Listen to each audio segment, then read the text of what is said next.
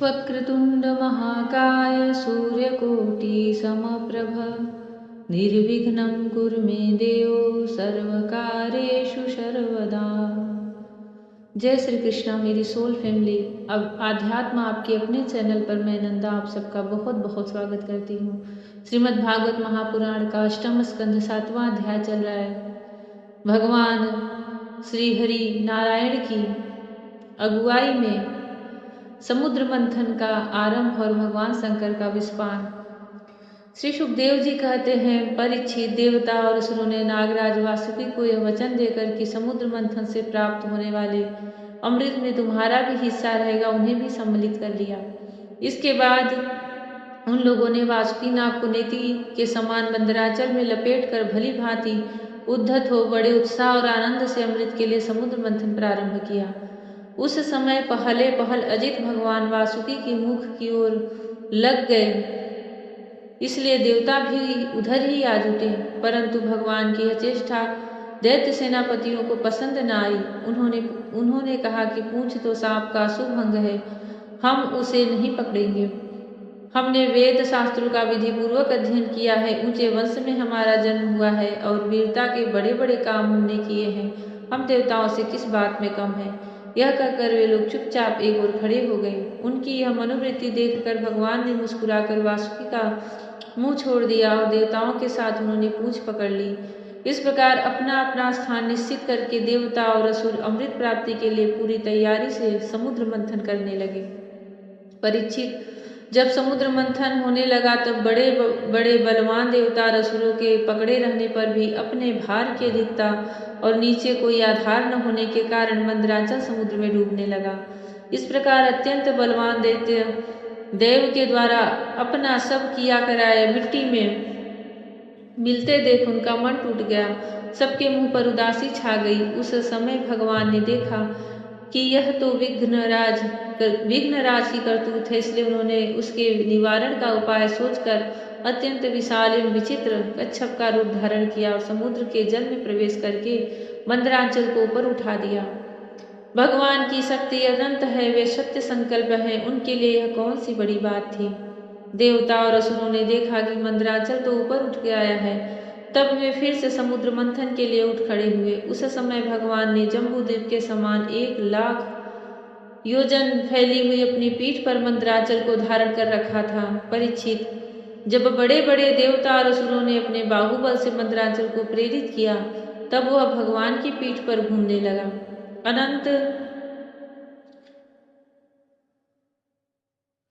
अनंत शक्तिशाली आदि कच्छप भगवान को उस पर्वत का चक्कर लगाना ऐसा मान पड़ता था मानो कोई उनकी पीठ खुजला रहा हो। साथ ही समुद्र मंथन संपन्न करने के लिए भगवान ने असुरों में उनकी शक्ति और बल को बढ़ाते हुए असुर रूप से प्रवेश किया। वैसे ही उन्होंने देवताओं को उत्साहित करते हुए वे देव रूप से प्रवेश किया और वासुकी नाग में निद्रा के रूप से इस इधर पर्वत के ऊपर दूसरे पर्वत के समान बनकर सहस्त्रबाहु भगवान अपने हाथों से उसे दबाकर स्थित हो गए। उस समय आकाश में ब्रह्मा, शंकर, इंद्र आदि उनकी स्तुति और उनके ऊपर पुष्पों की वर्षा करने लगे। इस प्रकार भगवान ने पर्वत के ऊपर उसको दबा रखने वाले के रूप में, नीचे उसके आधार कच्छप के रूप में, देवता और असुरों के शरीर में उनकी शक्ति के रूप में, पर्वत में दृढ़ता के रूप में और नेति बने हुए वासुकी नाग में निद्रा के रूप में, जिससे उसे कष्ट न हो, प्रवेश करके सब ओर से सबको शक्ति संपन्न कर दिया। अब वे अपने बल के मद से उन्मत्त होकर मंदराचल के द्वारा बड़े वेग से समुद्र मंथन करने लगे। उस समय समुद्र और उसमें रहने वाले मगर, मछली आदि जीव क्षुब्ध हो गए। नागराज वासुकी के हजारों कठोर नेत्र, मुख और श्वासों से विष की आग निकलने लगी। उनके धुएं से पौलोम, काले, बलि, इलवल आदि असुर निस्तेज हो गए। उस समय वैसे जान पड़ते थे मानो दावानल से झुलसे हुए साखू के पेड़ खड़े हों। देवता भी उससे न बच सके। वासुकी के श्वास की लपटों से उनका भी तेज फीका पड़ गया। वस्त्र, माला, कवच एवं मुख धूमिल हो गए। उनकी यह दशा देखकर भगवान की प्रेरणा से बादल देवताओं के ऊपर वर्षा करने लगे एवं वायु समुद्र की तरंगों का स्पर्श करके शीतलता और सुगंधि का संचार करने लगी।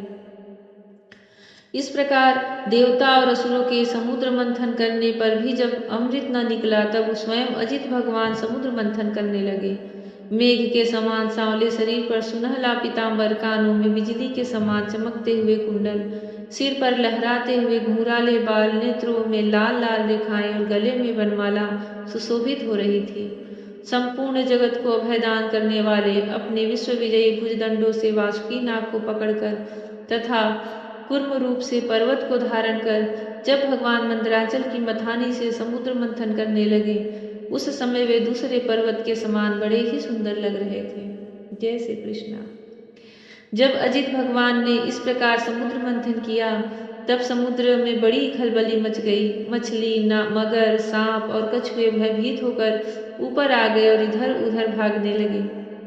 तिमी, तिमिंगल आदि मत्स्य, समुद्री हाथी और ग्राह व्याकुल हो गए। उसी समय पहले पहल हलाहल नाम का अत्यंत उग्र विष निकला। वह अत्यंत उग्र विष दिशा विदिशा में ऊपर नीचे सर्वत्र उड़ने और फैलने लगा। इस असहा विष से बचने का कोई उपाय भी तो न था। भयभीत होकर संपूर्ण प्रजा और प्रजापति किसी के द्वारा त्राण न मिलने पर भगवान सदाशिव की शरण में गए। भगवान शंकर सती जी के साथ कैलाश पर्वत पर विराजमान थे। बड़े बड़े ऋषि मुनि उनकी सेवा कर रहे थे। वे वहां तीनों लोकों के अभ्युदय और मोक्ष के लिए तपस्या कर रहे थे। प्रजापतियों ने उनका दर्शन करके उनकी स्तुति करते हुए उन्हें प्रणाम किया। प्रजापतियों ने भगवान शंकर जी की स्तुति की। देवताओं के आराध्य देव महादेव, आप समस्त प्राणियों की आत्मा और उनके जीवन दाता हैं। हम लोग आपकी शरण में आए हैं। त्रिलोकी को भस्म करने वाले इस उग्र विष से आप हमारी रक्षा कीजिए। सारे जगत को बांधने और मुक्त करने में एकमात्र आप ही समर्थ हैं। इसलिए विवेकी पुरुष आपकी ही आराधना करते हैं, क्योंकि आप शरणागत की पीड़ा नष्ट करने वाले एवं जगत गुरु हैं। प्रभु, अपनी गुणमयी शक्ति से इस जगत की सृष्टि, स्थिति और प्रलय करने के लिए आप अनंत एक रस होने पर भी ब्रह्मा, विष्णु, शिव आदि नाम धारण कर लेते हैं। आप स्वयं प्रकाश हैं। इसका कारण यह है कि आप परम रहस्यमय ब्रह्म तत्व हैं। जितने भी देवता, मनुष्य, पशु, पक्षी आदि सत अथवा असत चराचर प्राणी हैं, उनको जीवन दान देने वाले आप ही हैं। आपके अतिरिक्त सृष्टि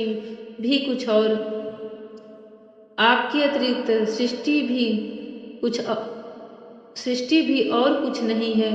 केवल क्योंकि आप आत्मा हैं, अनेक शक्तियों के द्वारा आप ही जगत के रूप में प्रतीत हो रहे हैं, क्योंकि आप ईश्वर हैं, सर्वसमर्थ हैं। समस्त वेद आपसे ही प्रकट हुए हैं, इसलिए आप समस्त ज्ञानों के मूल स्रोत, स्वतः सिद्ध ज्ञान हैं। आप ही जगत के आदि कारण, महतत्व और त्रिविध अहंकार हैं एवं आप ही प्राण, इंद्रिय, पंच महाभूत तथा शब्दादि विषयों के भिन्न भिन्न स्वभाव और उनके मूल कारण हैं। आप स्वयं ही प्राणियों की वृद्धि और ह्रास करने वाले काल हैं, उनका कल्याण करने वाले यज्ञ हैं एवं सत्य और मधुरवाणी हैं।